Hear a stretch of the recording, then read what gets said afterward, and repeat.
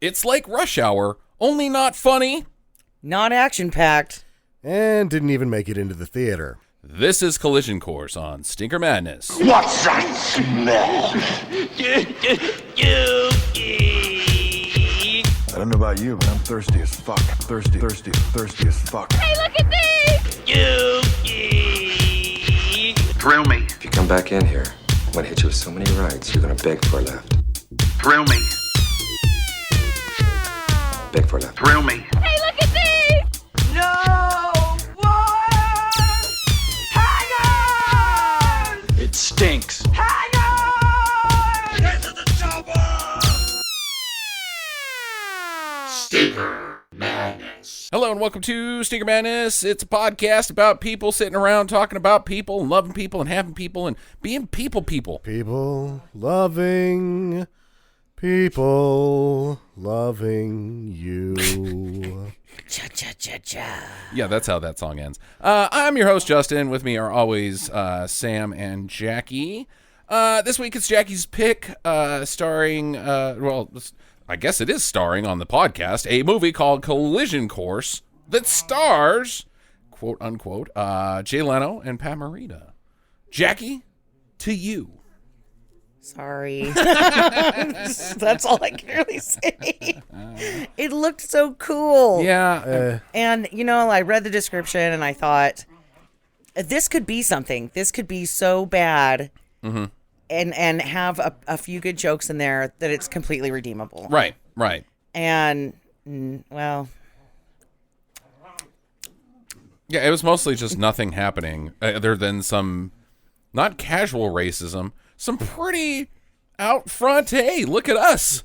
We're a bunch of fascists. Yeah, we're very racist. I kind of wondered if that didn't have a lot to do with the fact that it was a movie about cars, and at the time in the 90s, you know, the big manufacturers in Detroit were all going under. Right. No, I think that they beat that over our heads in this movie.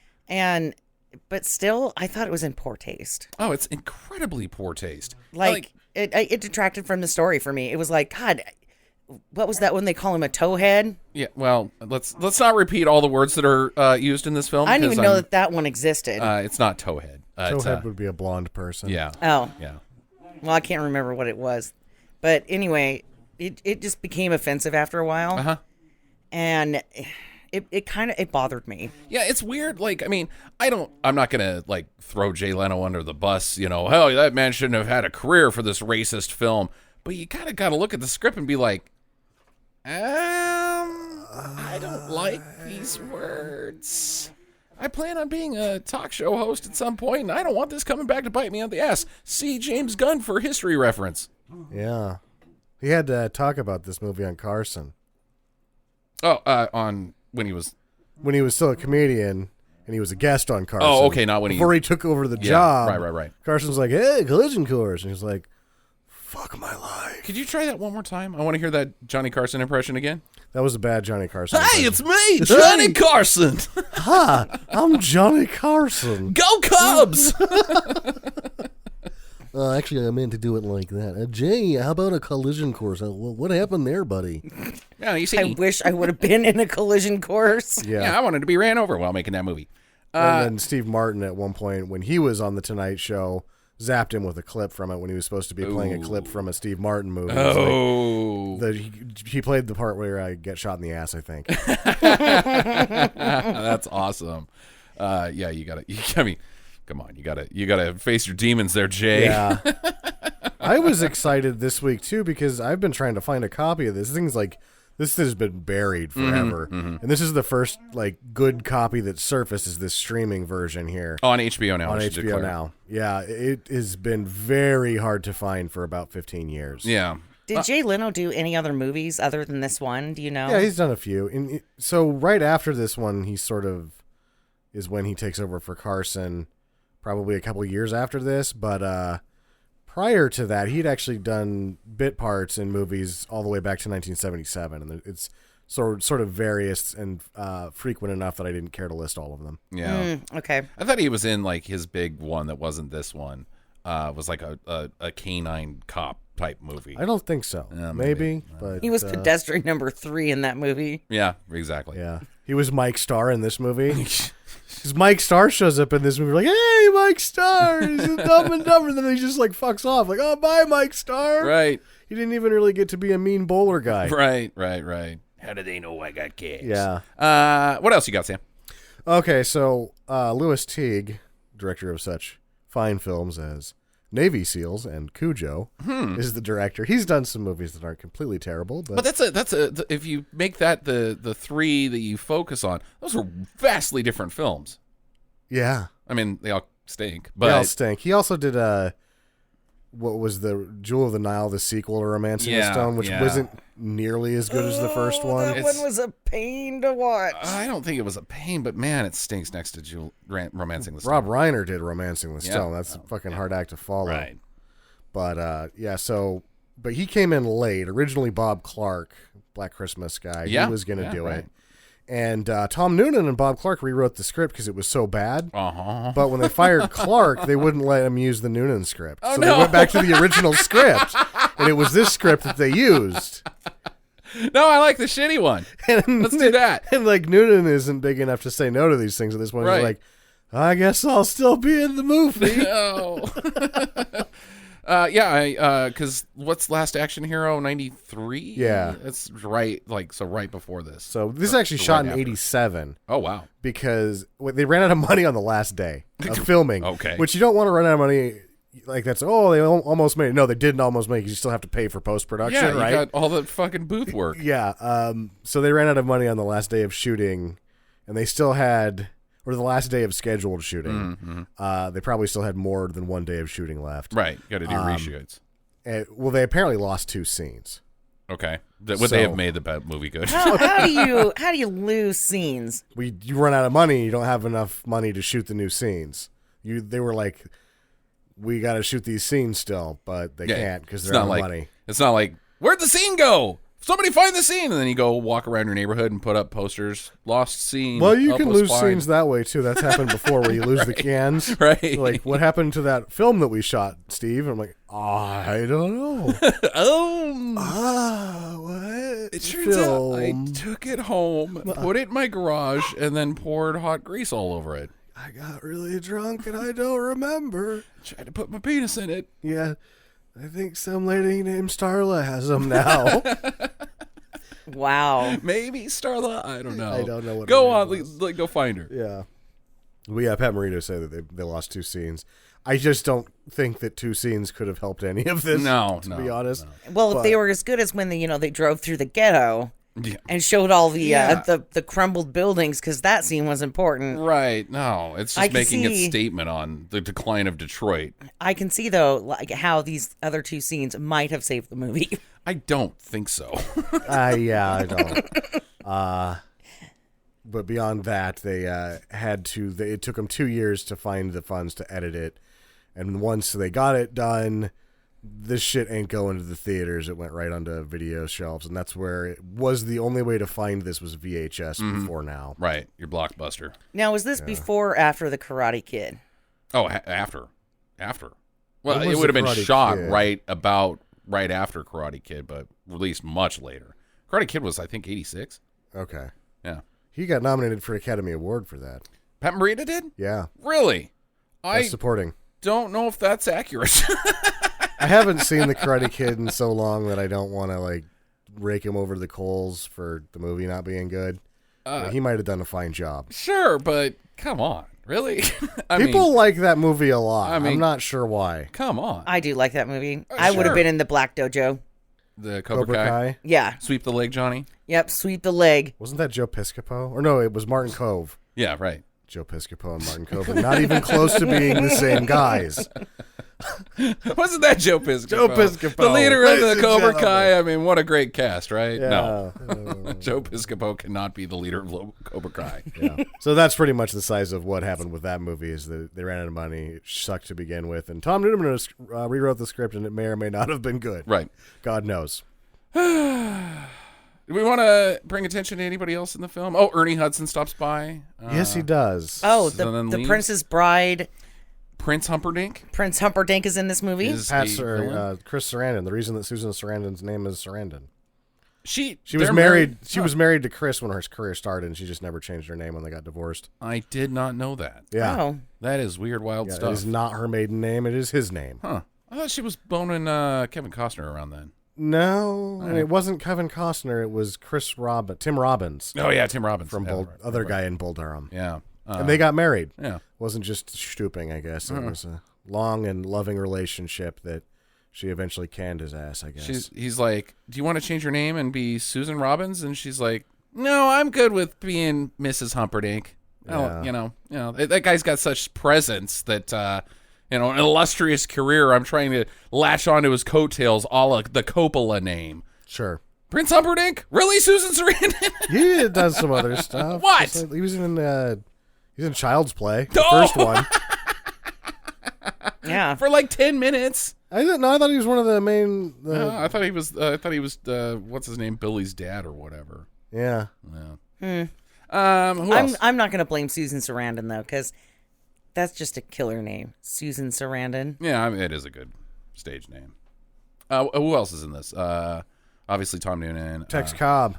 Randall Tex Cobb. Tex Randall Cobb. Randall Tex Cobb. Tex Cobb. Who was the, I could have sworn that the guy in the bowling alley scene, I think his shirt said like Big Nate or something like that. Yeah, that's... Big Johnson is what it said. Are you talking about How Do They Know I Got Gas? The Gas Man? No, that's Mike Starr. Right. No, I'm talking about the other guy. I'm not trying to be racist, but he was the black guy with Oh my God! The black guy. Jesus, Jackie! the black guy with the This is Big Johnson on his shirt. yeah, with the seafoam green bowling shirt. Yeah. Wasn't he in the NFL? I don't know. I don't who that know. was. He was a big dude. He was a big dude. He was arguably one of the best parts of this movie. So His shirt was one of the only funny jokes. yeah. Yeah, right. it's just that they made such a big deal about showcasing him that I was like, I'm pretty sure he was on the Detroit Lions team at the time. Ooh, okay. I don't think he was. NFL historian Yeah, Jackie. The Detroit Lions. Yeah, Bring in the Tiki Barber facts. yeah. Hey, shut up, you two. Actually, Jerry Ball. No. That is not Hall of Famer Jerry Ball. Mean Joe Frank from the Pittsburgh Metal Guys, right?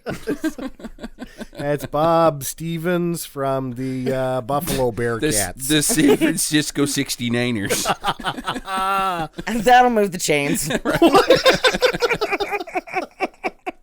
All right, you guys ready on this? yeah, on this Yeah. cover? This will ever be. All right, imagine a film where you're panning over Detroit in 1987 via helicopter stock footage to bebop doo doo. Ooh, I love Detroit. It's like fucking Randy Newman is narrating the fucking Randy beginning. Newman would do a much better job. Yeah, he would have. Okay, but barely. He would have been like, No, Randy Newman. Cadillac, Ford, how many- GMC. Look at them all in the city. This is Detroit. You guys know he's won like multiple Academy Awards for scoring films. Randy right? Newman stinks. I love LA. Fuck that song. You know, he also Black co-wrote the cars, Three red Amigos. God damn it! God damn it, you're absolutely right, and I suck. Three Amigos is the finest film that's ever been made. So it's a little weird to begin with, and then this like shitty boop doop doop doo happens throughout the entire movie. Yeah, they start bebopping and scatting, and before they even gets to that sequence, there's this outwardly long title graphic that sucks really bad. That's That you hand can't animated. read. Yeah, you that can't you read can't it. read. The name of It's the movie. I think it's supposed to be a bumper. Right, it's chrome. Because that's how the movie starts, right? It's like, crash, and then collision course. Buckle up, you're gonna be in for an exciting ride. I don't think you are. No, you're not. You probably should have had the title card be a Prius, maybe. I don't know. I didn't have. Well, they did. The first car was about as boring as a Prius, wasn't it? Like a hatchback Maxima or something like that. Oh, the very first car? Well, the very first car is the 1959 Corvette. That is a very nice J-Lo- car. Those are just really good looking cars. The 59 Corvette, or the C1s. Yeah. Yeah, they're pretty hot shit, man. You know, as a great film actor Bill Paxton once said, it's not even that fast, but man, the vet gets them wet. Yeah. And I got a little dick, and it's pathetic. He had some time in between the two, though. Right. Yeah, there was a whole movie in between those scenes. So Leno's cruising around in his 1960 or 59 Vet. I wrote it down as a 60. I think it's a 60. I think they screwed that up. But anyways, he runs up next to these guys that are driving like a fucking... it's a 74 with a blower. A Camaro. It's like bitching. And they're eating pizza. And he's like, I want some of that pizza. Give me some pizza. I got a moon face. This is where we get we are been tipped off that this isn't going to be funny at all. Right. Because it's just rambling. It's like oatmeal comedy. Right. It's just awful. Yeah. They're not being funny. They're not communicating ideas. They're just talking at each other in a silly way. Uh-huh. While they're about to race, I guess. I guess. Maybe. It's taken a long time. Let's not race for pinks. Let's race for pie. And eventually, they start taking off. He gets pulled over immediately by the cops. And license and registration, he's like, you fucked up. I was undercover. Yeah, well. On those guys? Was he undercover? No, he was. He was just racing those guys. And I got to go back to these guys to say him to get the pizza. Right. It's a nice car. You don't eat pizza in the car. They've got an entire pizza box in no. the front seat. You're going to get pizza everywhere. It's like you hit the gas and that pie's going to fly off the dash and into your face, and then you're going to crash through a Bloomingdale's. Imagine the guy's launching pineapples all over the floor. What, they put pineapples on pizza? That's disgusting. I could see that was a Hawaiian pizza. Oh, well, there you go. It had pineapples on it. Did you know that the internet passed the politics of Twitter? The second hottest topic on the internet of the Twitter and Reddit right now is whether pizza should have pineapples on it. Like, it should be illegal. Some people fucking hate it that much. How? I love it. I actually am the guy that just can go either way with Hawaiian. I got no problem with it. Mm-hmm. But how can you hate it? Did you know that the inventor of the Hawaiian pizza was a Greek man who lived in Chicago? Never been to Hawaii. Just called it Hawaiian. Sure. Yeah. Fun fact. Not Tiki Barber. I learned that during this whole fucking hot pineapple pizza debate. Oh. Yeah. Huh. So anyways. They race. Yeah. He pretends that he was after him Yeah. so that he doesn't get a ticket. I guess. And he lets them go too. Uh-huh. And then he hits on the lady cop. Yeah. TJ Hooker. I'm going to need your phone number, your home number. Yeah. He uses that line so much in this movie. It's like his pickup line. Yeah. And you just look at him and think, no. Nobody's going to give you their phone number. And he's like onto this lady cop like she's fucking Heather Locklear, but she's more like Ferris Bueller's mom. Yeah, I mean, I'm not going to be like, I wouldn't go out with her because I'm kind of a troll, but... Right, but he's supposed to be like this super... His character is portrayed as like this, oh, wow. He's Magnum P.I., right? Right. No, and she's just like, I'm Phyllis. He's like, goddamn, that Phyllis is hot, right? Ernie Hudson? He's like, who? What? No, I guess. What are you? Why are we talking? Why are we talking about this? Yeah. I ain't afraid no ghost. Oh, boo! What? He was in the Ghostbusters. He was, but he was actually kind of scared of them. Too soon, if you Jackie. remember. Too soon. Too soon for Ghostbusters. Yep, too soon, man. Oh my God, whatever. Painful memories. Ghostbusters 2 wasn't very good. It's awful. I was like, all right, let's do this. Maybe this is an episode. It's unviewable. It's unviewable. It's awful. The new Ghostbusters wasn't very good either. So he's a cop. He's a robbery detective. Right. They have that. Yeah. Maybe they have that. I thought that was under like a different division. Like you got vice, homicide, and then. The fuck ups. Larceny? Is that what I mean? But I thought larceny, like all that was lumped in with like all those mid-level crimes. Like you're not cool if you do these crimes. Like grand larceny, yeah, I could think that there would be but that's like FBI shit. Yeah. I don't know if they have this. I don't either. Well, either way, he's terrible at his job. Yeah. He's not as bad as the murder guy. That guy stinks. that murder guy is... Wow, cops certainly do not look like that anymore. I have not seen a cop that portly in quite some time. The captain was more portly. Yeah. The captain was a bit like these are all. Jay Leno's not a slender man, right? But he's not as fat as every other cop in this. Ernie Hudson and him were like the only two not giantly morbidly obese cops in this entire precinct. Yeah, because if he was a slender man, he would have turned Johnny Carson into a tree. Oh. Hey. Meanwhile, back in Tokyo, Pat Morita is going into Cop HQ, whatever you want to call that over there. And the Tokyo police station. Yeah, what? Sure. But it seems a little bit higher up than just some police station. Sure. Yeah, you know, he's got a boss. Magistrates of crime enforcement. Yeah, where they cut off your pinky if you fuck up. That's the Yakuza. Oh, okay. Yeah, that's not the police. That's different. So he gets an assignment to go to Detroit to track down this Oshima guy. Who, let's just spoil the entire plot right now because it's not interesting. Well, they also say at this point, too, that... Well, there's a little espionage, a little secrecy behind it. Yeah, industrial espionage is the plot line of this film. Yeah, he's stolen a turbocharger and taken it, this prototype, Sure, to Detroit to sell it to this manufacturer of Jared Motor Company. I think that's the whole thing. And the guy's name is Derek Jared. And the name of the car, because it took me a while to get this sorted out. The name of the car is the Starburst. The Jared Starburst. Because I thought he was Jared Starburst for quite a while, and I was like, Jared Starburst, weird name. Yeah, that's like one of those shitty, we're gonna start a new comic book franchise to, like he's gonna be part of the Superman universe, but what would be this new character's name? Jared Starburst. Yeah, and then like the kid that reads it was like, well, they came up with somebody shittier than Adam Warlock. So he's supposed to go find this guy, get the part back, I guess, because the Dotson really wants this turbocharger or whatever. Yeah. Wasn't it a Pontiac Firebird with a bunch of plastic bullshit the on it? Jared Starburst is a fucking Firebird. I thought it was an SX, but it's not. Yeah. It looks cool. Does it? Does it?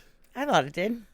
Kit looks cool. This is just like a Fiaro with a bunch of stuff glued to it. Yeah, it sucks. It sucks, Jackie. I thought it was pretty cool looking. All right. Yeah, look, if you want to get a fucking Trans Am and turn it into that, I'm not going to stop you. No, I think it would be cool. I would want the Trans Am with like the great big, the Firebird. The Firebird, yeah, with the wingspan, and the T-tops. Would you want the gold one with the black Firebird or the black one with the gold Firebird? You want Smokey and the Bandit Firebird. Yeah, I think you want the black one. Yeah. You know what? I'll take them both. How's that? Why not? Yeah, I'd be bitching. And then just do fucking donuts around each other. Yeah. How often do you buy tires? Every weekend. I think I would drive it around and hit on old people. What? And be like, hey, what's up? I'm like your walker. I need my medicine. You want to ride, old man? No, I'm afraid of you. Get in the car.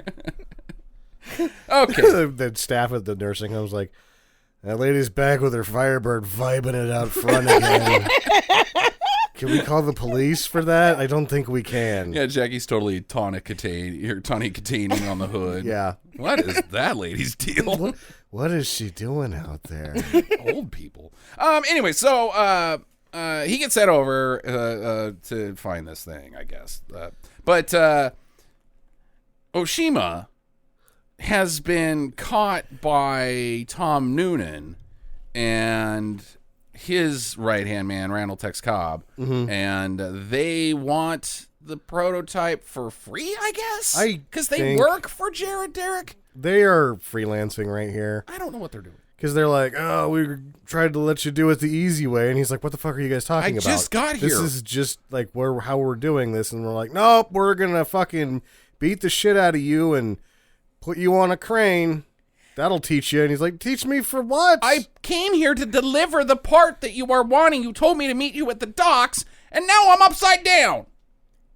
That's kind of what I got out of it, was like, the meat was right there, and they didn't even give this guy a chance to talk. He's getting out of his car, and they beat the hell out of him, string him up, and he has a heart attack. Yeah, he dies. He's dead. He dies.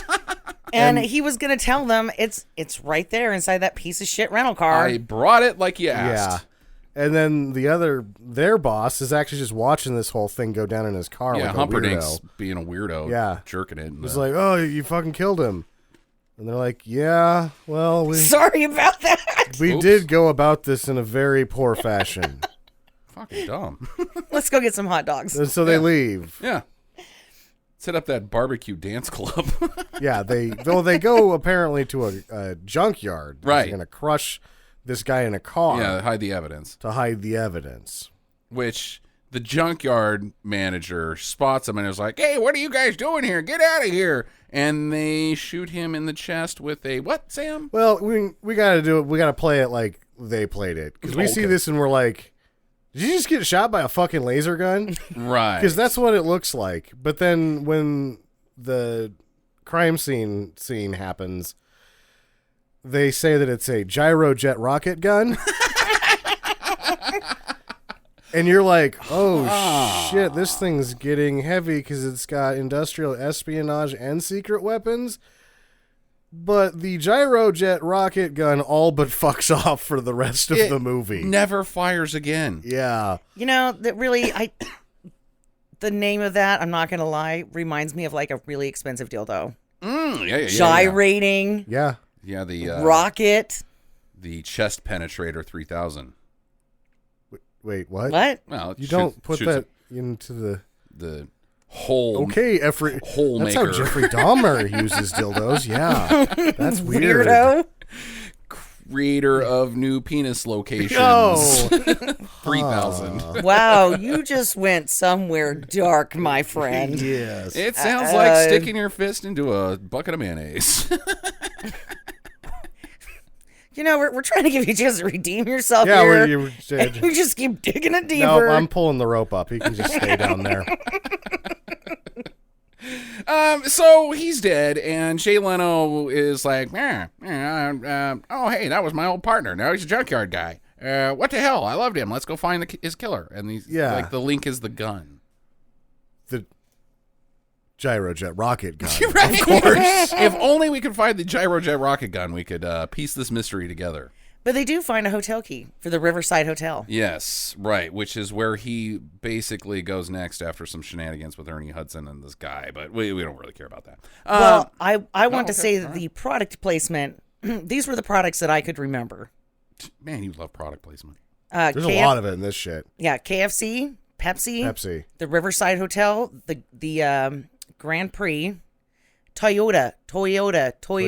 I thought Pepsi got hit harder than Toyota. Yeah. I saw Pepsi like 15 times in this thing. Anyways, so he goes to the hotel to check this place out, this key card. And Marita has already beat him to that location. He's in there snooping around. He finds a roll of film, the plans for the Starburst car that's supposed to have this turbo jet thing inside of it. Revolutionary turbocharger. Uh-huh. Is it big? Because that's all you can do, really. Right. Because that's one of the... They at least did put a turbocharger in the end of the movie when you get to see it, but it's like... The only thing revolutionary would be making it bigger. Or spin faster. No, it's not revolutionary. It's just making it bigger. Well, you can make them spin faster, and you can make them colder. Yeah. Well... If they had you already done that by that time. Right. and here's the thing. If you have the plans, you can just make a new one. Yeah, well, right. But he doesn't have the plans to the turbocharger. He has the plans to the Starburst. That he's like, hey, this car suddenly has this turbocharger on it that I was sent to find. But he also... So what was Oshima doing with it? He was delivering it to the plans, the people to work on. Yeah, why does he have the fucking plans? Why does he have the fucking plans? I don't is a good fucking question. know. That's stupid. Stupid. Was he gonna secretly take the plans back to Tokyo and be like, all right, Well, maybe they had to get the Starburst. Here's the plans. Here you go, Dotson. You want to make this fucking Firebird with a fucking whale tail bolted onto it? Well, the engineers, because he was probably going to try to steal the design. He's a double agent, obviously. So he's trying to steal the design, sell it to his homeland, and they're like, the fuck do we want to build a car that big for? That's stupid. That's just stupid. He's like, okay, well, I need to get these anyway to make sure this turbocharger will fit in here. And it doesn't. What kind of mileage would that get? Because that's a concern over here in Tokyo. Yeah. Mileage? Mileage? It doesn't. No. It gets one. Yeah. Well, that's generous, It'll go Sam. a mile on a gallon. If it had less plastic on it, it'd go a little faster. Yeah. So Jay Leno shows up, and he's like, yeah, there's a man in here. I know it. I'm going to set a booby trap. And make him think that he's left, but he didn't. He points a gun at Pat Morita, and Pat Morita's like, shenanigans. They're flipping the light switches on and off like children. Uh-huh. It doesn't make any sense. And then they have a fight, and it's up there. I was struggling to think of a worse fight that I've seen on screen than the short-lived bout between Jay Leno and Pat Morita. It's like, wow, you guys honestly did as bad as I've ever seen. A beer-bellied, moon-faced man versus a 5'3" old guy. Yeah. And they weren't even really they were mailing it in beyond that. Right. Like, they weren't moving fast or looking like they were even making impact with one another. And then Jay Leno just sort of falls down. Yeah. And Pat Morita gets away. And then there's a foot chase inside the hotel. Which is about as bad a foot chase as I've ever seen, because it's Jay Leno chasing an old guy, and neither one of them are fast. In comedy fashion. Supposedly. Yeah. Well, Mr. Miyagi was pretty fast. Oh? Compared to Jay Leno. Yeah, He that's looks like what an old guy running. sucks, is that he seems slow for an old person, and Jay Leno is slower than him. I'm just saying, I would drive by and be like, hey, want to get good into God. the Camaro? So in this scene, I'm going to... I'm just kidding. I'm just kidding on that No, one. you're not. You want to have sex with Pat Morita, and he's glad that he's dead. Oh, my God, fuck you. That actually went a little... That landed a little harder than I thought it was going to. I'll apologize for that. You were such a jerk. Yeah, that one... Yeah, well, Oh, my God. He's glad he's dead. Got out of hand real quick. yeah, it escalated a lot faster than I thought it would. Rick, were you holding a grenade? Oh. Oh, my God. I'm so embarrassed now. Jackie just got hit in the chest with a pitchfork. Tried it. I'm sorry, that's the reference. I want to coin a phrase that's gonna take off like wildfire here. Okay. This is what I like to call comedy pyrite. Oh, my God. Boom. Boo. That comedy pyrite is like perfect because it's a cyclical version of itself. It's an unfunny joke that describes an unfunny joke. Yeah, this whole scene is comedy pyrite because it's supposed to be comedy gold and it is not. Oh, no. Eventually, Pat Morita hides in a fucking suit bag. That was almost funny. No, it wasn't. I thought it was funny. You thought it was funny. Yeah. It would have been funny if he walked into a wall because he can't see shit. but- Yeah, that would have been... Well, I thought it was just that, like, really, that's where we're going with this, was, like, it almost made it funny for me. Like Bugs Bunny. Huh. Comedy pyrite, just saying. So he takes him in, he gets him finally. Well, you got the suitcase slide move. Oh, no, I don't. It sucks. It's bad. But that's how he catches him. He catches a bullshit guy with a bullshit move, and you realize they're the worst cops ever. Oh, yeah. Ugh. Well, he's not going to run. Why? He doesn't need to. Jay Leno's running speed is slower than most people's Right. walking speed. So he takes him into Cop HQ, and they finally figure out that he's a cop sent from Tokyo, and he should have gone into them and been like, "Hi, I'm here from Tokyo. I need to work with you guys on a case, international crime." Or they should have sent like a secret agent. Right. Or an email. Or an email would have been Or an nice. email. They should have fucking... Or a call. They should have sent Sonny. Sonny. Chiba. Oh, boy. A were-cop? Well, I mean, the man of 1,000 deadly forms. Yeah, they should have. Or Jimmy Wang Yu from... He's from Hong Kong. The man from Hong Kong, as it were. Yeah, the man from Hong Kong. That wouldn't have worked. But I'd like to see Jimmy Wang Yu anyways. I like Jimmy Wang Yu, too. So they're like, oh, well, if he's a cop, I guess he kind of gets to do whatever. Let him go. He still has broken the law, I think. Right? Resisting... I don't know. Yeah. But Jay Leno's like, all right, I'm going to stake him out. I'm going to follow this Yeah. guy. He should be in jail overnight, and Leno should be fired. Oh, man. Boy, howdy. And then so should everybody else in that precinct. So he follows him to the mall. Jay Leno follows Pat Morita to the mall, and he drops off the film that he picked up at the photo developer. Sure, of 1 hour Oshima's, photo. yeah. And Jay Leno's like, yeah, what's on the film? I want to see that. I'm a cop. Also, can I go out with you and give me your home phone number? And aren't you 17? Yeah. Is that legal in Michigan? Probably. It's illegal most places. Disgustingly. Yeah. New Jersey. You know, I will mention, though, because this thought just came to mind. Uh-oh, this should be not safe. It's totally safe. Okay, so you know that we're picking on the fat cops. Oh. I didn't know we were doing that, but go ahead. Michigan is actually one of very few states that has an anti-retaliation for discriminating against people who are fat. Nice. Good for Michigan. Yeah. I like it. So, you know what? Way to go, Detroit. Yeah. Motor City, you gave us Kid Rock. What the fuck? We got Kiss out of there, too, didn't we? And fucking RoboCop. And RoboCop and Barry Sanders. And Barry Sanders. But Kid Rock. Kid Rock. Well, you know what? Everybody's got the bad cousin or whatever that they're like, oh, yeah, that guy. Who made him? Ugh. So anyways, Pat Morita manages to give Jay Leno the slip, and so now he can't find him. But he's like, I'm going to be back for that photos stuff. Yeah, right? like he's really overly concerned that he's been given the slip again. It's like he has to come back in an hour. Yeah, he's got to get that stuff. Just stay there.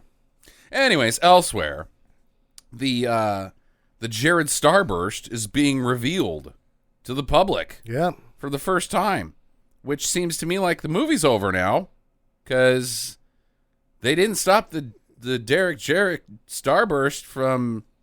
I mean, that turbo's on cars. It's gone into production. Yeah, people can buy that. Well, no, they say during the interviews that this car is not in production. It is being revealed at this time. But it's they're at the car show. Right. It's not in production. Well, it's pretty fucking close. It would be like going to a car show and seeing like a brand new Mercedes that is not yet in production. You usually do that about 6 months before you start selling that car. So I think people are gonna be like, hey, what kind of car is that, and what's it got on it? Well, it's got this fucking fancy ass turbo that we made. Yeah. Can I walk that one back? No, you get to go to jail. I think it's too early in the film to release the Jared Starburst.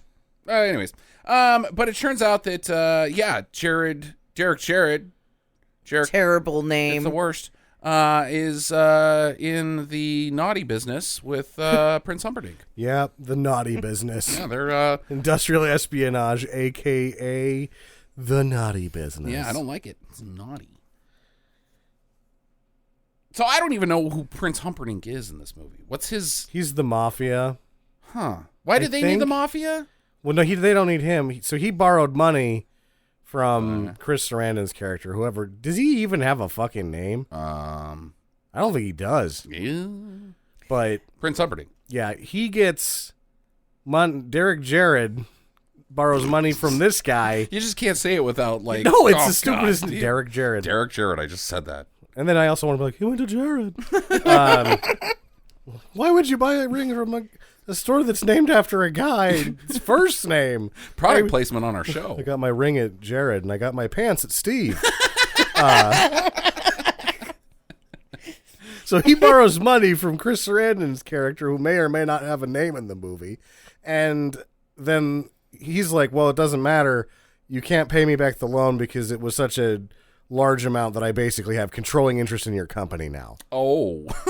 Yeah, so you fucked yourself. And then it's mine now. Yeah, that's what he said. And then they hit him with a and he starts hitting him with a napkin like, meh, I own your business now. Here's a napkin in your face. Like, what are you people doing? Being dicks. They are. These are like, because they kill the guy rather than buy the thing from him.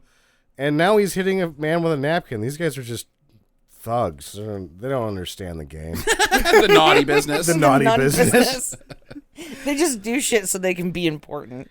You said do shit. Jay Leno finds Pat Morita at the photo booth eventually, and follows him to the Jared Motor Company headquarters, where Pat Morita has apparently gotten a job and security access as the maintenance guy.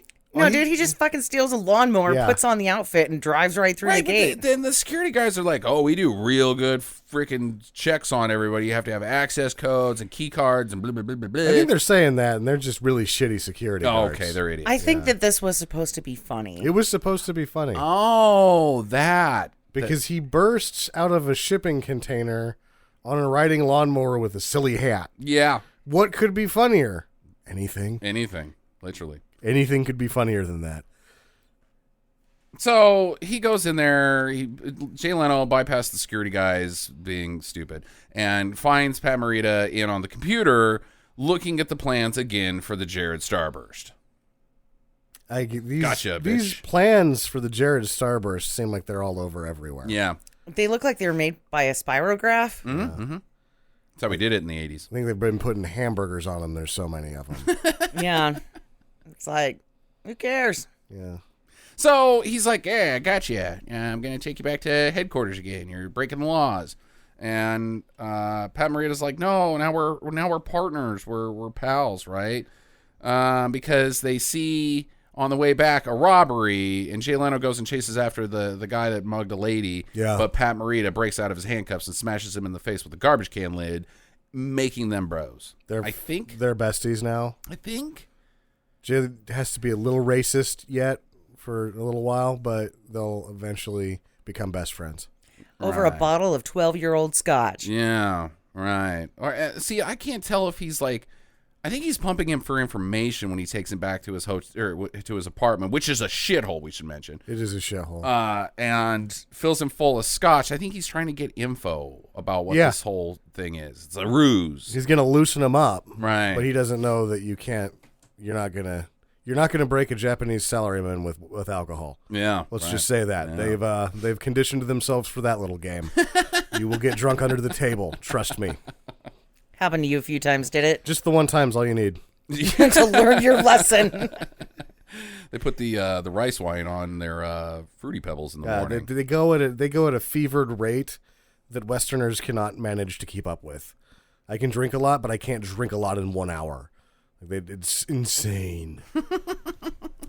Okay, so he tries to get the information he can. He passes out, Pat Morita. The next morning, Jay Leno wakes up on this floor. I don't know if that's his usual sleeping spot. He needs to wake up on the floor so that he can hit his head on the coffee table for this gag. Which is funny. It's funny. Okay. His apartment's been cleaned by Pat Morita in the night, so maybe he was faking the pass out. No. Maybe, yeah, because he does. He passes out in the product placement. Yeah, the Kentucky Fried Chicken. Yeah. And but then gets up super early, cleans the whole place, and makes coffee. Yeah. I don't know. He's like, "I want to go to the auto show. Let's go find this Derek Jared guy and give him the business." And Jay Leno's like, "All right, this is your one thing you get to do on this," which cracks the whole case. Now Jay Leno believes that Pat Morita's onto something. Other than making coffee too. Yeah, long. right. He calls him a son of a bitch. So they're blocked from asking Jared any real questions by Tom Noonan, and Tom Noonan then grabs Jared from the auto show and takes him to his house. No. Where do they take Jared? Because They just put him in a limousine, and he's like, I don't want to get in the limousine. He fucks off. He's gone for the rest of the movie. Mm-hmm. He fucks off. He's drunk in the back of the limousine. And he's about to be joined by the gyrojet rocket guy. Yeah.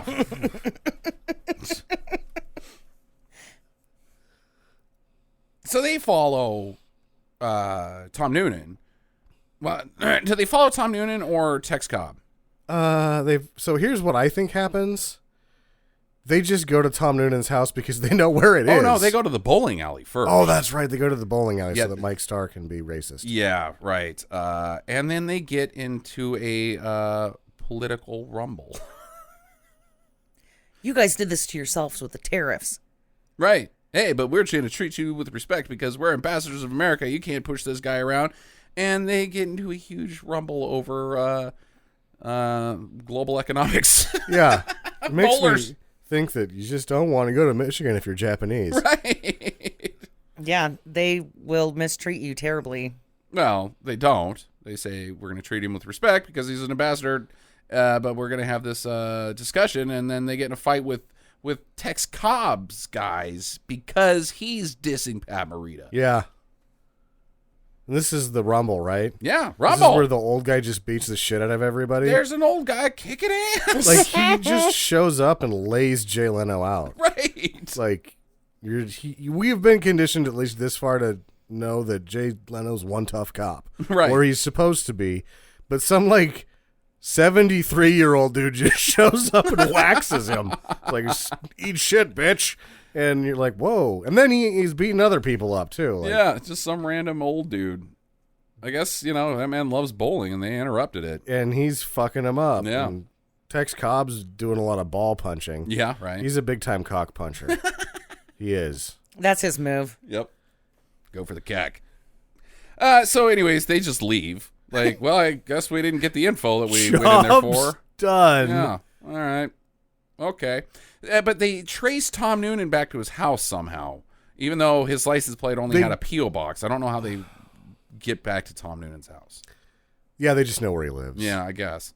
So they just go to his house. Right. And then they try to do the cultural differences in living. This is American house. Because Tom Noonan How many has families a live shitload here? of guns. Yeah. How many families live here? Just one guy. It's like, oh, this is an American door. Uh-huh. And then Jay Leno shows him the doorbell, and he's like, oh, a doorbell. We don't have those in Japan. And then they walk in, they find all the guns. He's like, oh, look at all these guns. And Jay Leno's like, everybody's got guns like this. Except me, Jay Leno, I only have this one. Right, this tiny one. So yeah, behind the case, this chest of drawers, they find the what do they find, Sam? Help me out here again. The gyrojet rocket gun. All right, it's our man. He owns a what? Gyrojet rocket gun. Case open shut. He's got bazookas. He's got canister launchers. He's got fully auto. He has an arsenal. Right. But he hides the gyrojet rocket gun in this bullshit hole in the wall. Right. Behind a dresser. Why does it need to be hidden at this point, Right. buddy? Because it's the Jesus dresser, and that's Jesus's gun. It's Jesus's gyrojet rocket gun. Yeah. Yes. The Jesus gyrojet rocket gun. He only uses that when it's time to serve justice. Yeah, when he has to fight vampires. But Noonan shows up, sees them inside, and he's like, "You know what, you motherfuckers? I'm doing this. I'll fucking go that far." Pulls a bazooka out of his fucking trunk of his car and blows up his own house. Blows up his own house and all of his shit. Right. There's a lot of guns in there. Yeah, maybe try going in and getting into a shootout. You can clean up bullets, but instead you just exploded your house, creating a giant fireball in the sky that I'm sure the police helicopter is going to spot and then come after your ass. It's funny too because in the scene he's like, they can see him through the window and fucking around in his trunk, and they're like, oh, look at him, he's out there. What's he up to? What's he up to? And then all of a sudden he pulls out a bazooka, and you're like, oh shit. Through the rest of this scene too, and probably because he had to rewrite it the one time, it did seem to me that Tom Noonan was one of the only actors that actually knew what was happening in the movie. Maybe. Because I didn't think that Pat Morita or Jay Leno really had a good sense of what was going on around him at any point. And he seems rather comfortable in this scene. Okay.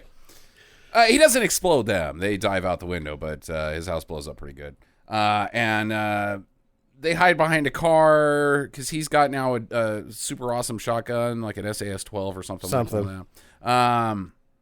He's blasting at him. They shoot at him, but he's got a bulletproof chest, a bulletproof vest on, and can't be hurt by bullets. Not even hurt by bullet. Whoa, what's that? I'll just wipe it off, this bullet. Yeah. They don't even cause impact to him. I got bullet schmutz on me.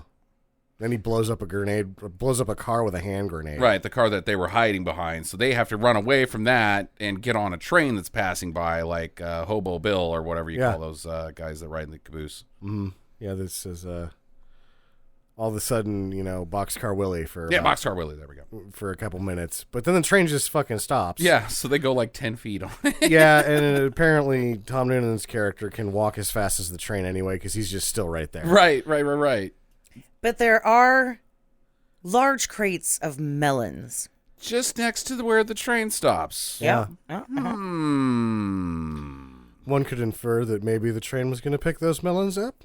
I am to infer that they just want to blow those melons up. Yeah, they have to blow the melons up. Yeah. Because, long story short, they chuck a grenade at Tom Noonan, who is duped into thinking it's the plans that he wants, and gets exploded by this. Tom Noonan's dead, but there's not blood and guts sprayed everywhere from this exploding man. It's just watermelons. It's the first 3 rows at a Gallagher show. Yes. Masking the explosion of a man that they can't find a way to do in the budget. Boo. You can just cut away, really, and then have a guy toss a bucket of fucking corn syrup at them. No, you just stick a bunch of melons in some coveralls. Yeah. Blow it up. We all know the difference. That's a man. They go to find Humperdinck, and he's giving a speech because he's donating $50,000 to a children's clinic. Is that what's... Well, they're going to break ground on the new free clinic that's in front of the free clinic. There's already a free clinic there. Yeah, I know that there's a need for more of these things, but let's not make it like Starbucks, people. Yeah. Don't put them across the street from each other, Jesus. Mattress Firm. Free clinic. Yeah. So then they fucking are like, "You suck, mister." And he's like, "Leave?" And what does he say? He says something really stupid like, "I'm going to be on your butthole." Right. And you're like, "Okay, wait, what?" And why? Now you're just harassing this guy? You're not doing it. You're just yelling at him at a public event. They're like, "Get these two fuckers out of here," and they're taken out of there. But they go all New Jersey on fucking Leno's guys, and they just start fighting each other. Right. Like he's like, "I'm the benefactor of Detroit. I am such a great man." That guy said something about my butthole. Kick his ass. Kick his ass. So he's suspended. He goes back to Cop HQ, and it's "Give me your badge and your gun, you son of a bitch." Yeah. And he was like, "You can have the badge, but I paid for this gun." And he just walks out. I don't think he did. That's what the guy says. Like, "I doubt it." Right. But I'm not going to take it from you. So now he's suspended. They put Pat Morita in a cell because his airplane is taking off tomorrow, and they're like, "You're going to stay the night here until you're taken there and get the hell out of our country." Yeah. But Pat Morita escapes with the help of Jay Leno. Sure. Obviously. So then they just go to a fucking dance club barbecue. I am and eat ribs. Clear what kind of establishment this is, because it seems to have like a Hooters element with the waitresses, but then there's like a jazz band, right? And dancing, nightclub dancing. There's a nightclub on the other side of this mini wall, and they're eating ribs. They're eating fucking ribs like it's fucking like they got barbecue sauce all over their hands and face. Like it's a chuck wagon. Yeah. None of it makes any sense. I want this place to be real. I don't think I really enjoy it other than the ribs. I love it. Ribs and dancing, man, that sounds fun. I would get tired of the noise after I got done with my ribs, and I would just leave. You just put ribs in your ears to cover, it's like earplugs, but ribs. I would want to eat those ribs, too. Those are your later ribs. Take those home. There's never later ribs with this guy. The ribs are all gone. All right, so I don't know what they're doing here, but it eventually leads to Jay Leno finding a clue and a photo of a location where Oshima was at one point in time, which takes them to the Dukes gang? No, they go to a garage. Right, but what does this have to do with the Dukes gang? It gives them the general location of where this garage is at because the Dukes control so much of the area. Yeah. Okay. All right. But the bad guys are onto it, and they show up at the same time. Right. Well, first they spend the night in this garage. I don't know what the hell they were doing. Oh, yeah. They break in at night, and then it cuts to the morning. Yeah. Like, were they spooning under right. Well, that doesn't make any sense. Yeah. Yeah, it doesn't take all night to look around in a garage for something, is quite obvious. Yeah. I don't know. It's pretty weird. But, Humperdinck's crew comes in with Tex Randall Cobb, and they get into a big shootout after shooting one of their own men in the dick. Who's a hostage. Try to do the hostage thing, and they blow the fucker away. Yeah, pretty bad. I think some of those bullets would have gone through and hit Jay Leno. Yeah. Big shootout. Tex Randall Cobb dies, gets shot. But Leno and Marita escape on a motorcycle. Oh, that's right. Buddy cop. This all is the more way. comedy Yeah. that they thought it was going to be. Yeah. Eventually, they chase them onto the racetrack because the Grand Prix is happening at the same day. Yeah, so you've got Pat Morita and Jay Leno double on a small motorcycle winning the Detroit Grand Prix. Versus Indy cars. Couldn't you just couldn't, there's nothing that could be funnier than that, right? Right. No, nothing. Nothing could be funnier than that. I didn't even think that was a joke. A shoe? A shoe can be funny. Shoes are funnier than that. Yeah. But they get away after this fucking sequence somehow, and they find out, I guess the Humperdinck revealed the plot, all the James Bond villain at the garage, that budget rental car has the prototype in it. Get ready for some hijinks. Yeah. Yeah, so they go to the budget, and it's a fucking Corolla. It's a hatchback something. It's either a Tercel or Corolla. So it's not it's a really small car. Yeah. And a lady's renting it, and she is like, oh, it's fast. Whoa. Yeah, there's some comedy. Yeah, more sort of. She actually does say something, because they get her out of the car, and they themselves get into the super modified bullshit car. Uh-huh. What'd she say to him? Give me back my purse, you motherfuckers. I thought she said something. She calls them shitheads. Yeah, that's right. She's like, you shitheads. Like, yeah, it's kind of funny. Unintentionally. So they're in the car. They're crashing it up pretty good. They're being chased by Humperdinck's men in their cars. They end up into a driving through all the boxes of fruit because, hey. Well, we have to address this. Yeah. Justin called the garden, called the farmer's market a fruit mall. It is a fruit mall. When we were watching the movie, he's like, what is this, a fruit mall? You go from store to store and buy whatever kind of fruit you want. It is a fruit mall. All right. So they smash all the boxes, and then they crash the fucking prototype through a semi-truck. Yeah. Kind of, it seems on purpose. There's no other way to do it. They had to drive through the back of a moving truck. Right. And then... Oh, no, this is a refrigerated truck, because when they come out the other side, there is, what's that pink crap? Insulation, and the air conditioner unit comes out. Sure. Yeah. Okay. I don't know why they crashed it into it, but the car's done. That's flipped over. They're banged up to shit. Like, this is... All of a sudden, this movie takes a very grim and real turn. Yeah, right. They're very beat up. Like, they are suffering the effects of the car crash. They're bleeding everywhere. They look like they barely lived. Right. And they're now, like, all of a sudden afraid for their lives. You're like, wait a second, this movie just got real. Yeah, it's no longer about the prototype. They're just trying to escape bullets that are coming at them, and they're scared.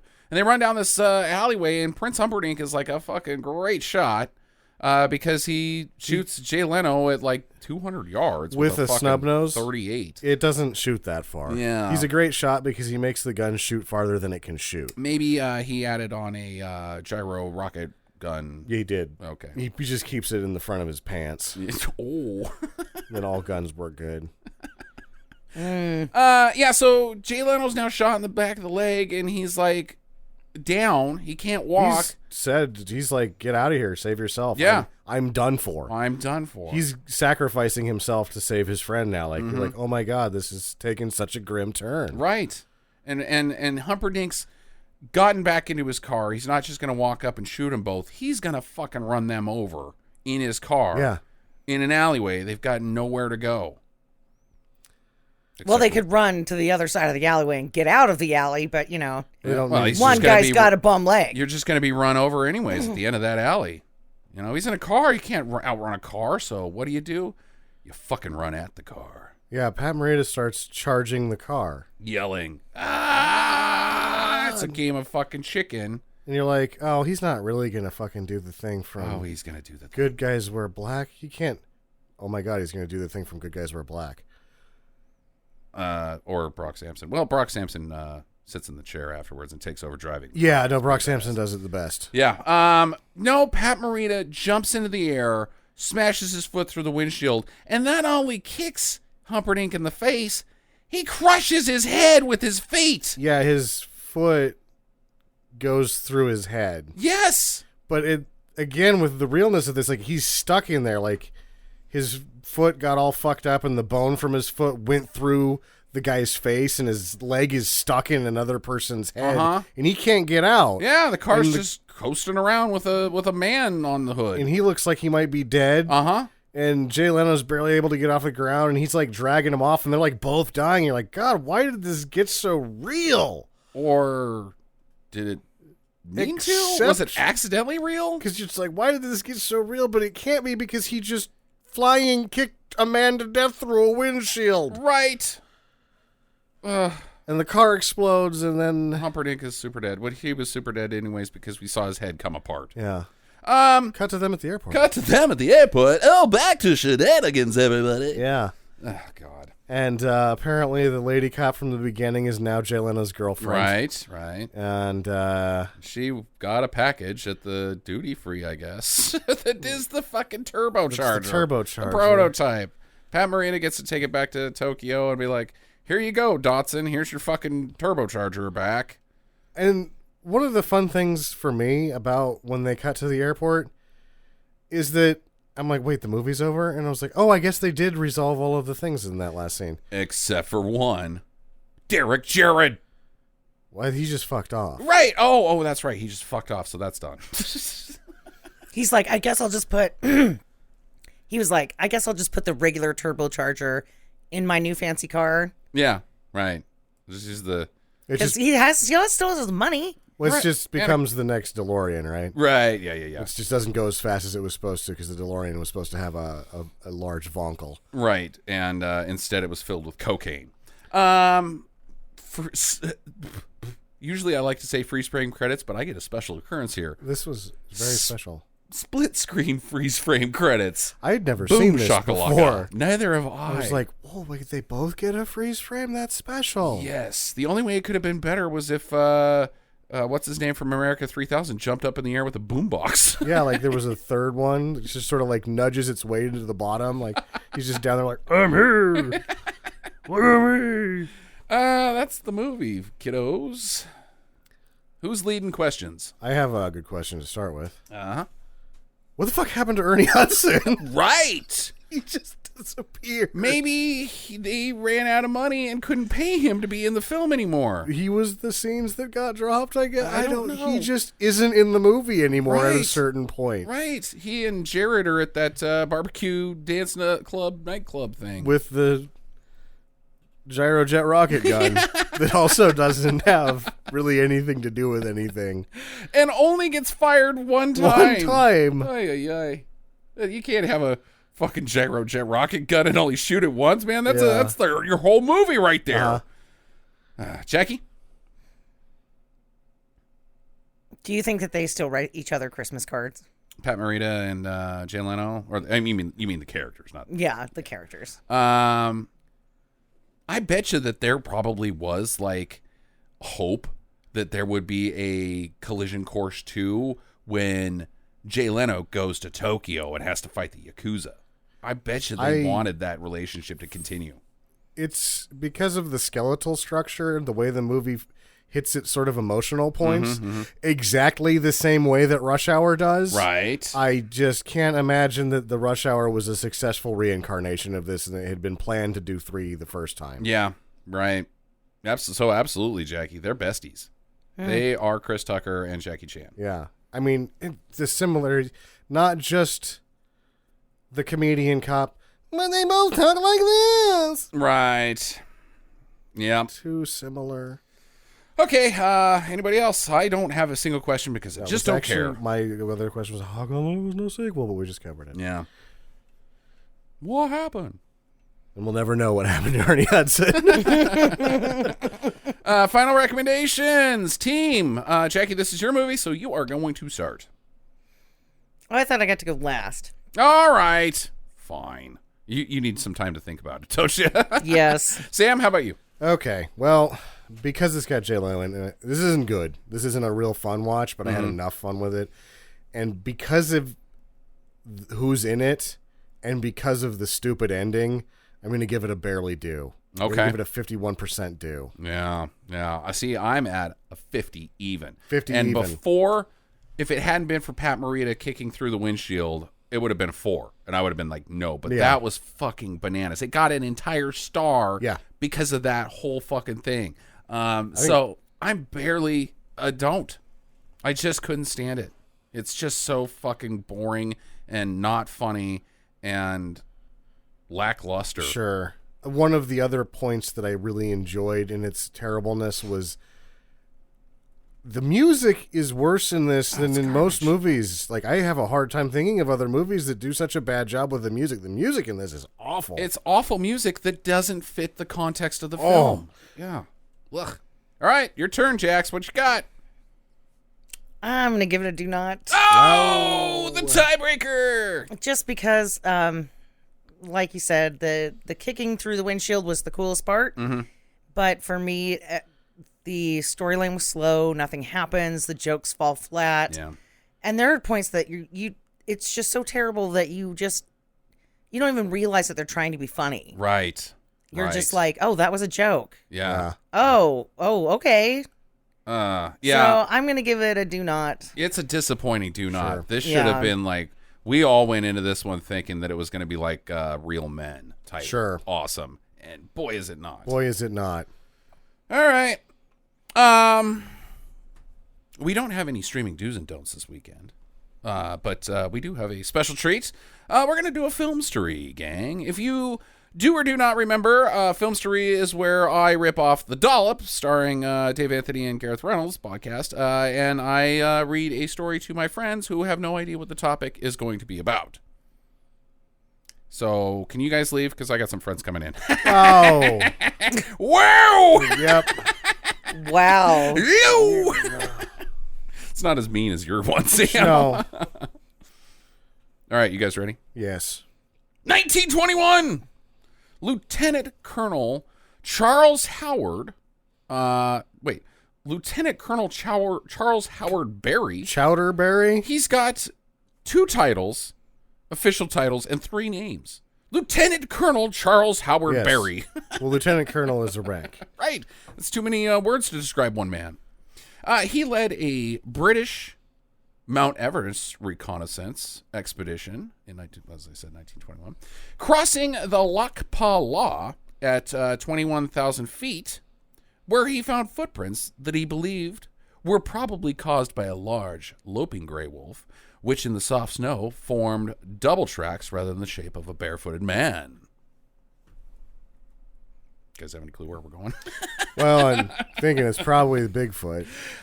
He adds that his Sherpa guides at once volunteered that the tracks must be that of the wild man of the snows, to which they gave the name Metokongbi. So Sasquatch? Yetis. Meto translates as man bear, and Kongmi translates as snowman. The abominable snowman. In fact, I would actually like there to be a snowman bear. a snowman bear? Yeah. Like No, or not snowman bear. Snowman bear. Oh, like He's a man bear that's kind of whitish. but it's made out of snow? No, just like that sort of lives in the snowies. I think Snowy man bear. like a polar bear? No, a man bear. What's a man bear? What the fuck do you think it is? It's a man and a bear.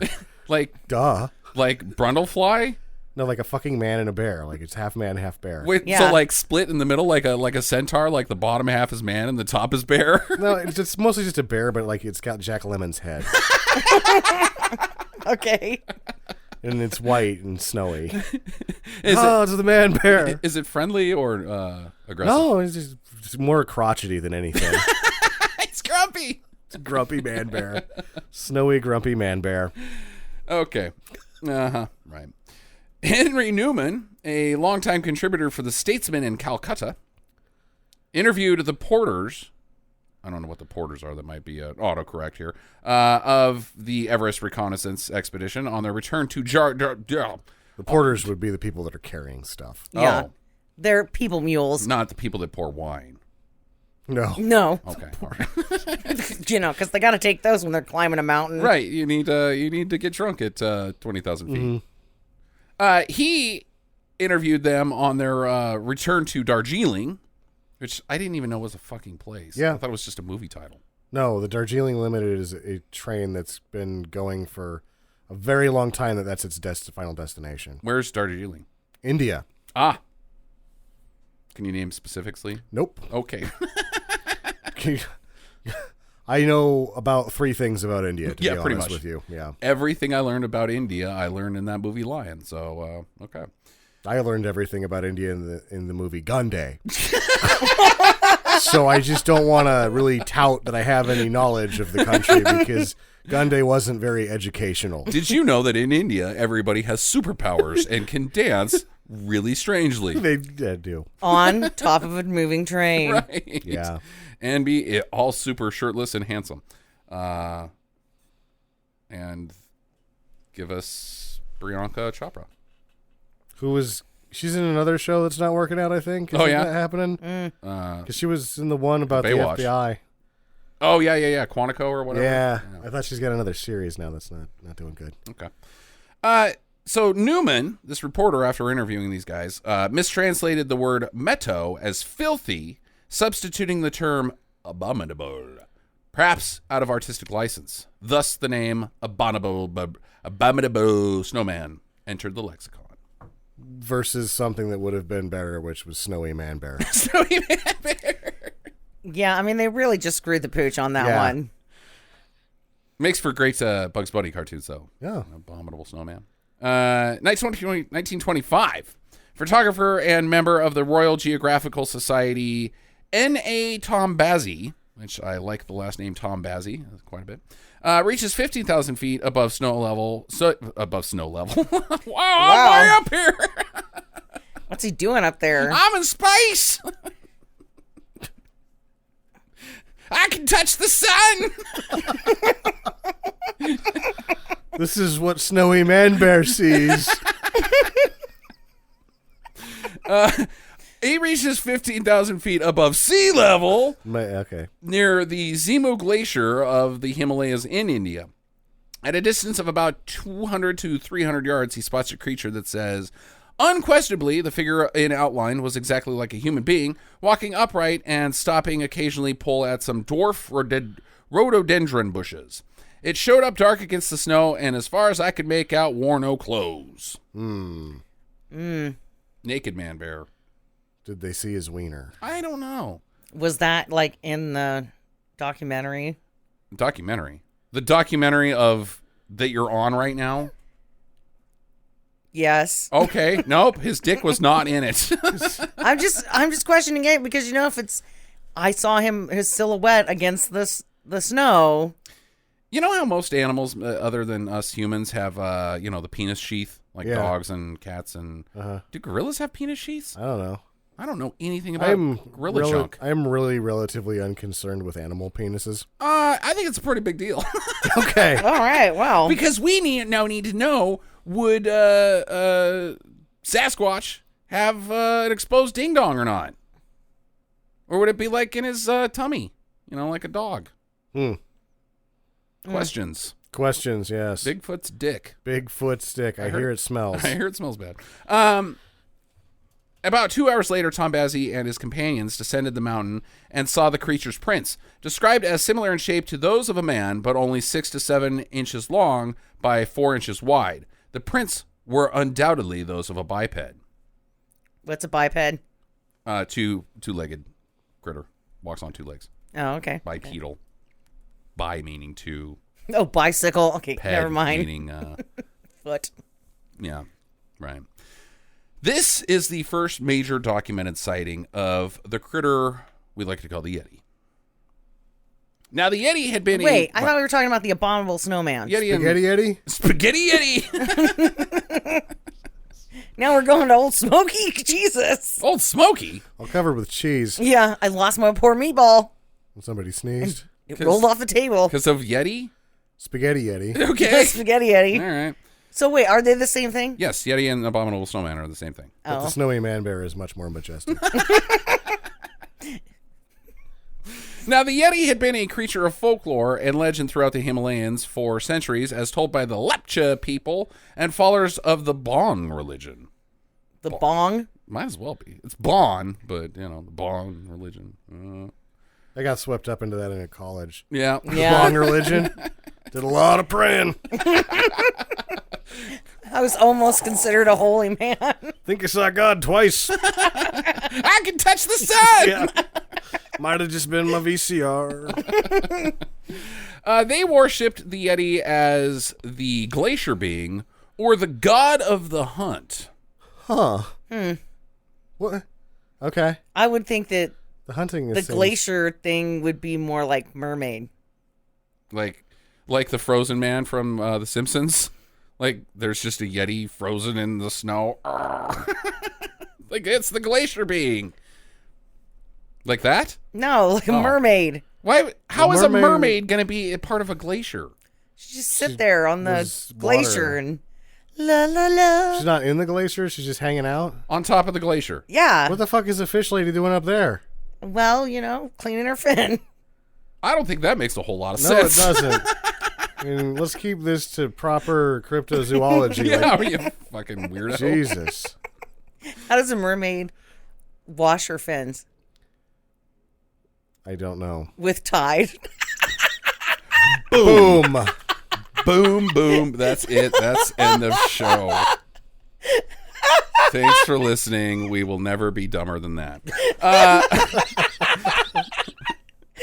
Okay, never mind. Go on. But it wasn't until the early 1950s the Western society became caught up in what I like to call confetti for my bro Yeti.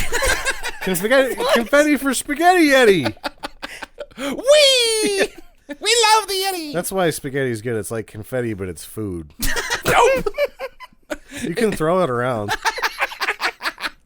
I wouldn't advise it. In 1951, Eric Shipton, famed expeditionary, who at one point held the record for highest peak climbed, took photos of giant footprints etched into the snow showing a distinct shape about a foot long but way too wide to be human. These images are the most famous evidence, quote unquote, of the Yeti to date. If you've seen any photo of anything, you've seen this photo. I don't think I've seen it. I don't think I've seen it either. It's just a picture of a so it's snowy, not that fucking great. It's a snowy footprint with a pickaxe next to it to give scale. No, I've never seen I haven't this. seen it. Okay, all right. So I think you're tooting your own horn. No, over I'm there. talking to you, our listeners, not you fucking idiots. Well, I think we got to be real. The Janet Jackson wardrobe malfunction is a much more popular photograph.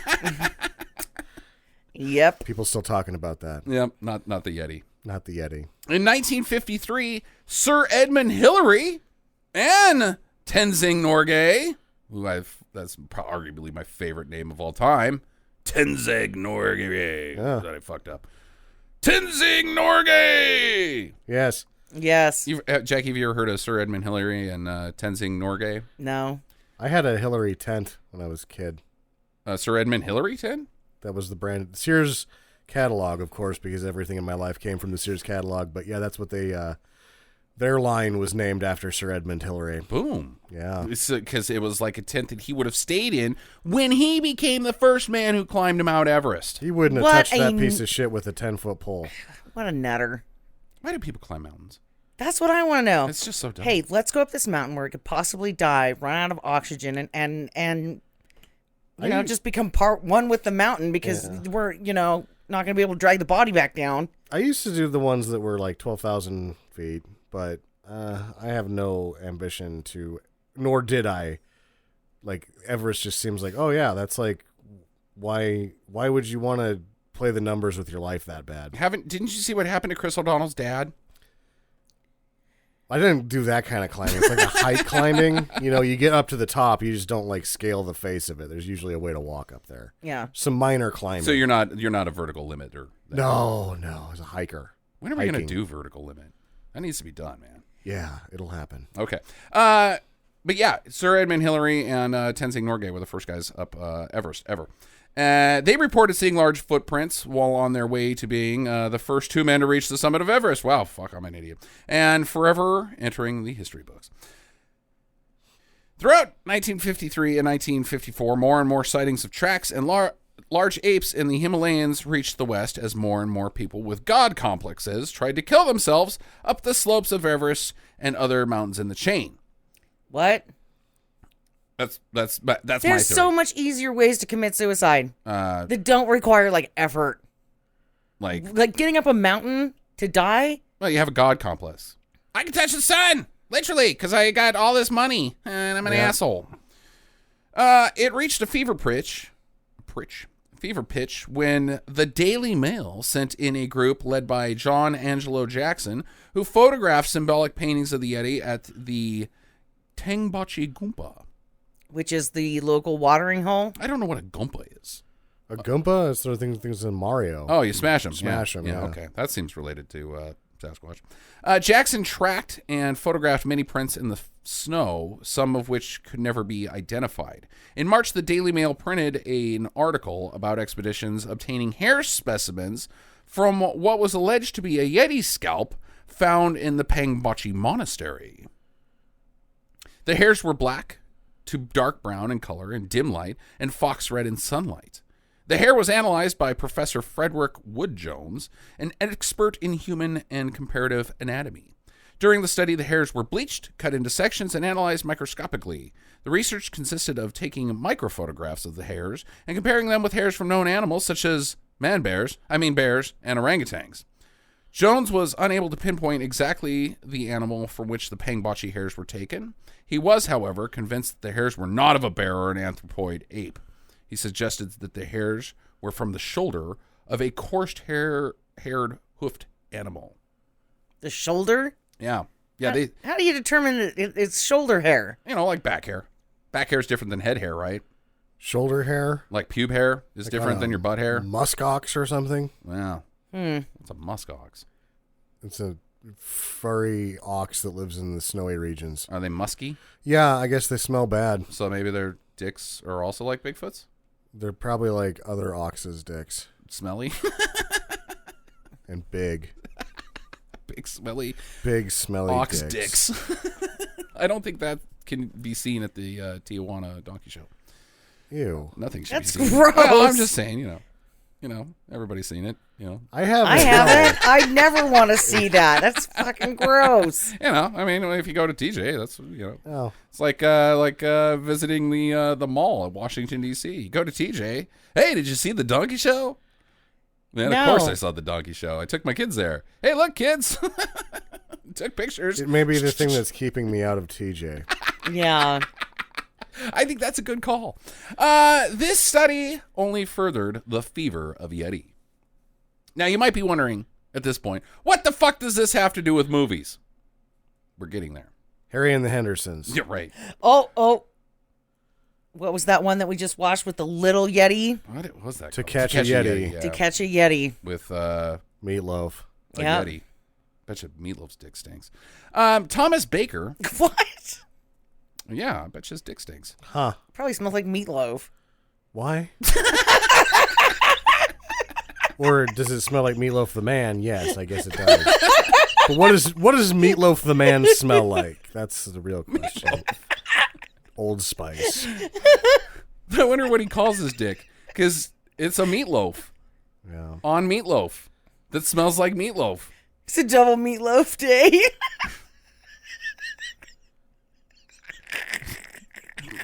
Gonna shove some meatloaf in you, lady. Yeah, I guess. You ready for my meat log? Yeah. Oh, it's meatloaf. Maybe Here he comes calls the ketchup baby. I can't hold it in. to catch a baby? Here comes the ketchup baby. Ketchup? I can't hold it in. Yeah, that's gross. Yeah. I wouldn't put ketchup on Meatloaf the Man. I don't think you got a clue what's going on here, buddy. Oh, yeah. All right, enough about meatloaf. Okay. Thomas Baker, Tom Slick Jr., was born on May 6, 1916.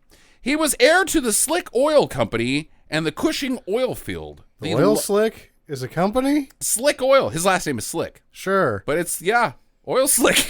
That sucks. Slick Oil. Yeah. And the Cushing Oil Field, the largest oil field in Oklahoma at the time. Because Tom Slick, who had now become close friends with Howard Hughes, was dripping with rich oil handed down by Papa Tom Slick, the king of the Wildcatters, there was only one career choice for him. adventurer specializing in the pursuit of cryptozoology. That's the only thing. There's really only one option left open in my world, and it's definitely an adventurer seeking cryptozoology discoveries. I've kind of, burned the bridges behind me on the other career paths. What's your qualifications? Filthy fucking rich. I got more money than God. Oh, okay. Come right along. Who's your friend with the jars of pee? That's Howard Hughes. Don't mind him. He's a genius, but just if you talk to him, it's not going to be good.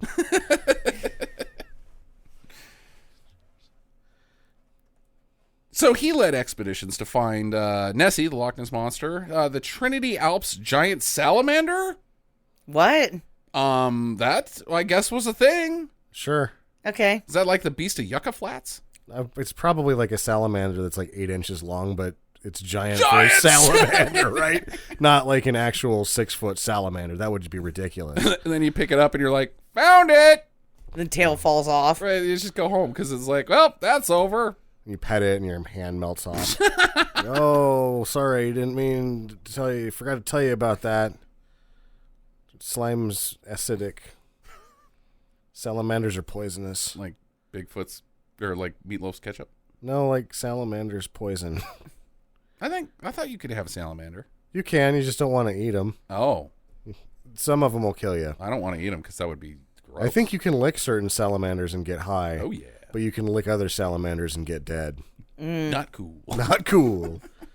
But I don't know that any of the salamanders actually enjoy being licked. Probably not. He also hunted Bigfoot and, of course, the Yeti. In 1956, he wanted to lead expeditions into Tibet to find the little bugger, but wanted to go in a little too hard. He wanted choppers, tons of men on the ground, dog sleds, more choppers, and some bazookas. This does not sound like an adventurer to me. I mean, He sounds like a fucking dickhead. No. He's not going to get out of the plane. He's like, dude, it's fucking cold out there. No. So I'm going to shoot bazookas at it. The bazooka is a real red flag when we're talking about discovering things. Because usually, if you discover something with a bazooka, you really can't be sure if you discovered it. Right. There's two ways to say, got it. Yeah. And, what was it? I don't know. I just blew it up with the bazooka. I got it. I got it with the bazooka. Yeah. Oh, we needed you to get it. Get it. Or see it. Or take a fucking picture. picture. Fuck. Boy, I screwed that up pretty bad. Yeah. Sounds like worst adventurer ever. Well, let's move on. It was definitely a Yeti and not a deer.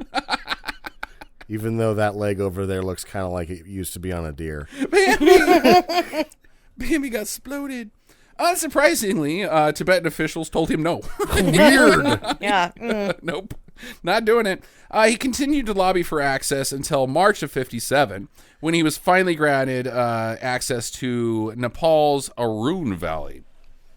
He showed up with cages and traps and repeatedly ventured into territory he likely didn't have access to. It was his willingness to go deep and evade discovery that led the motherfucking CIA to contact him as a recon spy on Chinese activities in the region. Huh. The CIA's back. Sure. So far, the only link is Howard Hughes to movies. Okay, we're getting there. Well, there's also the missing link in, even though they really have done a lot better with the fossil record since that term was coined. Yep. Yet it was a rumor of something held within the Pongbachi monastery that really got his blood pumping. Do you think they play bocce ball there? At the Pongbachi? Yeah. Bocce Pong? Bocce pong would be dangerous. Oh, yeah? Like ping pong and bocce ball together? Because they're big and hard? Yeah. Like Meatloaf's dick. I guess it's got ketchup on it. I'm not sure, though. It's got ketchup in it! He has ketchup in his dick? That doesn't make any sense. He's just peeing blood. He needs to go to the doctor. Look, I got two problems. It smells awful, and I'm peeing blood. Hey, aren't you Meatloaf? Yeah. I almost could have said, hey, aren't you Bigfoot? Aren't you Bigfoot? No, goddammit, but I get that a lot. I get that mixed up so much. Can you sign my chest? Who the fuck is Meatloaf? I thought you were Bigfoot. Is that lipstick? No, it's piss blood. He signed my chest with piss blood.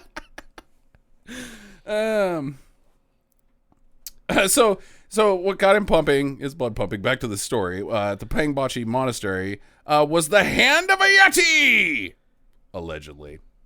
So he immediately said screw you to his spying job and Yeti cages and took a team straight to the monastery where the monk showed him the hand. It was mostly just bone held together with wire. Next to it was the scalp that we talked about earlier. Sure. Or the shoulder, whichever it may be. The monk said that many years before, a monk went into a cave to take a nap. Cave nap. But instead found a Yeti who himself was napping. Okay, wait. So somebody found the Yeti by taking a nap? He's like, well, I'm done with this. I could go sleep at the monastery where my bed is at. Sure, it's made of rock, but whatever. I'll go sleep in this cave. Wait, it's occupied. By a Yeti? By a napping Yeti. So they can't smell that bad. I guess not. Yeah. Or maybe they like have a peaceful air about them when they're napping. So there's a guy that says he took a nap with a Yeti, though. Oh, no, he says, fuck this. There's a fucking Yeti in there. He runs away. But he came back later to find the Yeti was dead. I don't know how long later. It's just a dumb story. So he wasn't napping, I don't think. I think he was dead. I think he was He dead. was a dead He was taking Yeti. a nap earlier, but now he looks pretty dead. Did he look the same when he was taking a nap, Steve? I tried to greet him Yeah. with by stabbing him in the chest with a knife. Yeah. And hey, how you doing? How's your nap? Got his So throat. what happens with this? They find a dead Yeti? No, he's that's how he got the stuff. He says that he found this stuff? dead Yeti, chopped off his hand and took his scalp and brought it back to the monastery. Huh. His shoulder scalp. Yeah, whatever. Well, he says it's scalp, but the testing says it's probably shoulder. So Slick, of course, wanted both of these and asked if he could take them back to America for testing. The monk said that the items were sacred and could never leave the monastery. So Slick slumped off in defeat. Oh, he didn't Steal it. yeah, Well, hold on. go in and rip a finger off of the hand It and was like, I like to find things with bazookas, and you just told me no. so I'm gonna fucking steal his shit and I'm If- gonna blow up your monastery. If you hear the sound of a chopper approaching, don't worry about it. Just the next year, and Slick was still obsessed. He'd injured himself in a bus accident while on his way to hunting Yeti, so he had to ask his friend Peter Byrne to go back to the monastery and try again without him. Byrne had a little success. He was able to negotiate a trade, one Yeti finger for $160 and a human finger. Okay, what? What? Did he get a hot dog on the way? I don't know where the story is not explained Where the human whose finger? fucking finger this is. Well, that's the only way that you get a finger on accident is from a hot dog package. Oh, like he opened up hey, there's what's this? Yeah, it's a finger. Do I eat it? No, Nope. I think I'll trade with it. This is barter material. Why did they want a finger? What are they gonna do with the finger? How did he have a finger? Did he bring the finger, or was it just on him and like, oh well, I could give you a finger.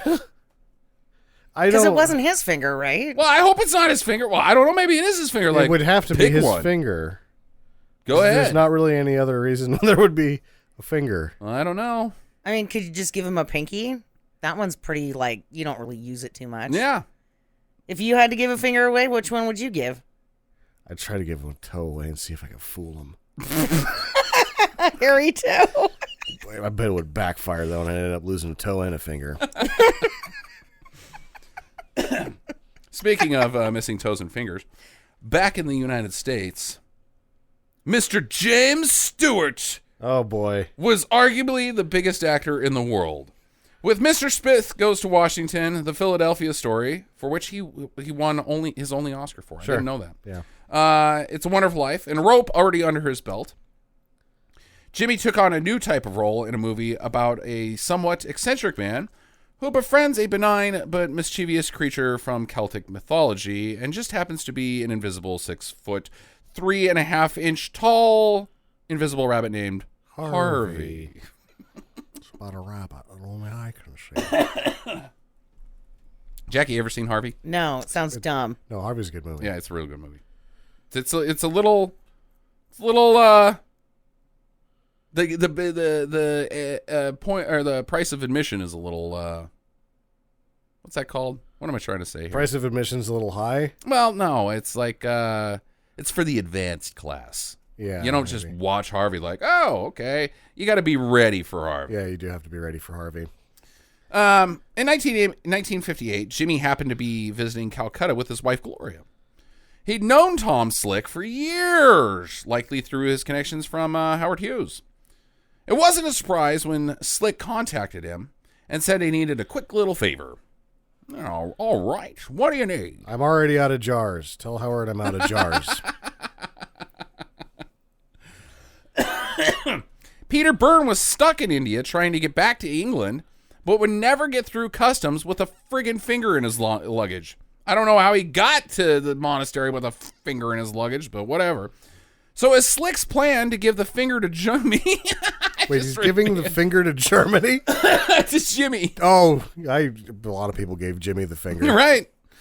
That's what they call him. Jimmy the Finger. Finger Jimmy. Jimmy Fingers.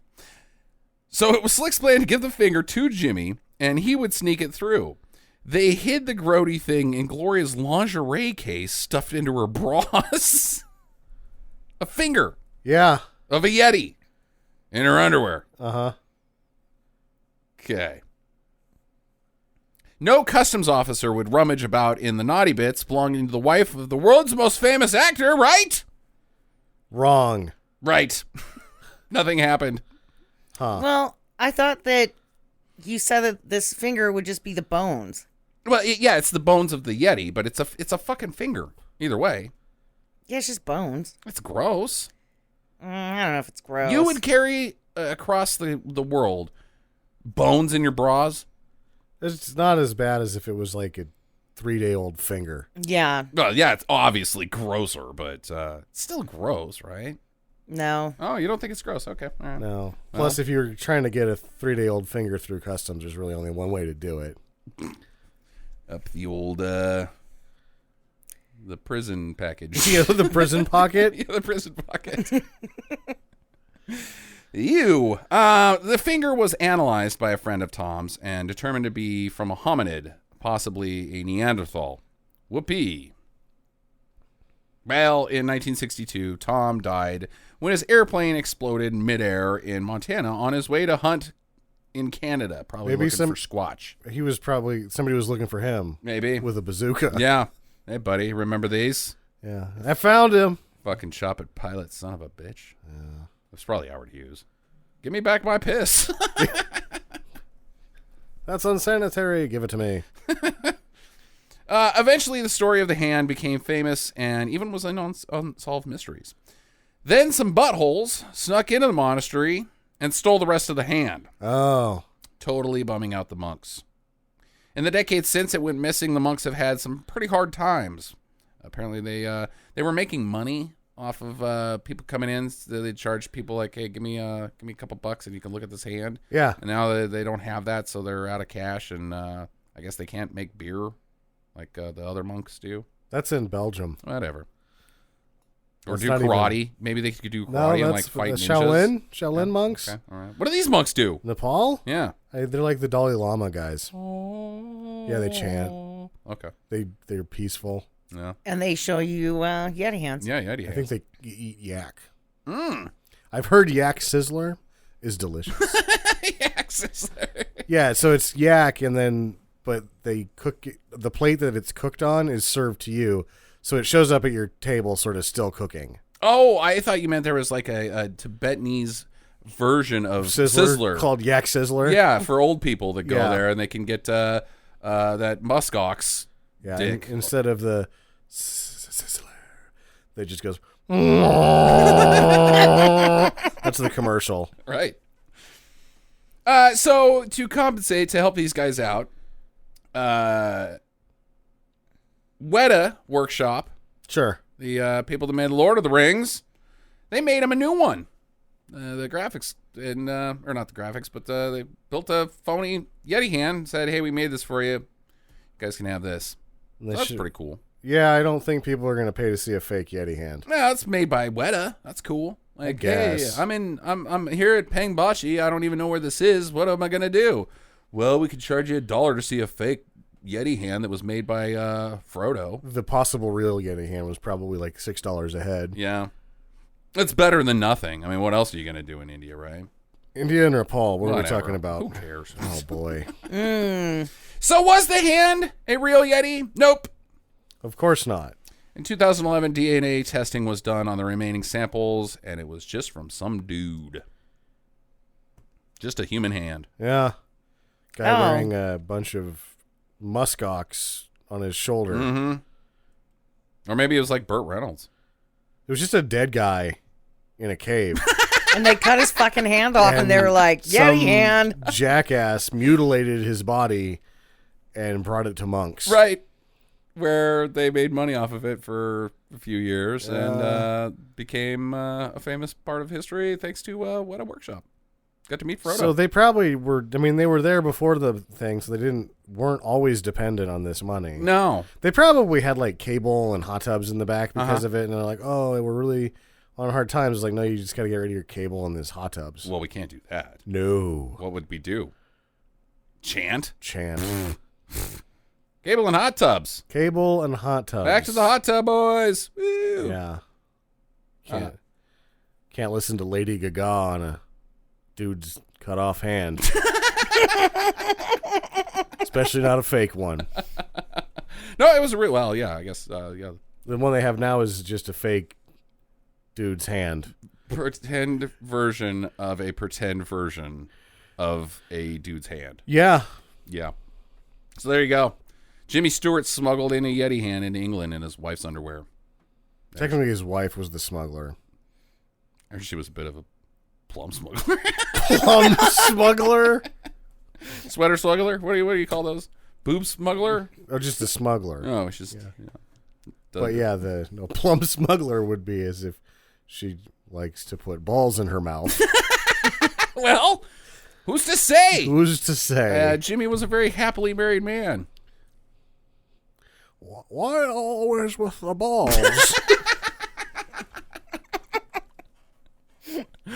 It's better than Meatloaf's dick, right? You're like, I guess it's okay, but maybe the wiener just for a little bit. All right, there's your show, kids. Next up is my pick. Believe it or not, I am totally unprepared, and I don't have one, but I will. So keep an eye out this week, and we'll let you know. Anything final, guys, here? No. Okay. Except for that you shouldn't look for things with bazookas. Probably not. And get to your Yeti hunting chopper. Visit us at www.stinkermadness.com. Follow Stinker Madness on Twitter at Stinker Madness. Please rate and review us on iTunes and Stitcher. Thank you for listening, and get to the chopper.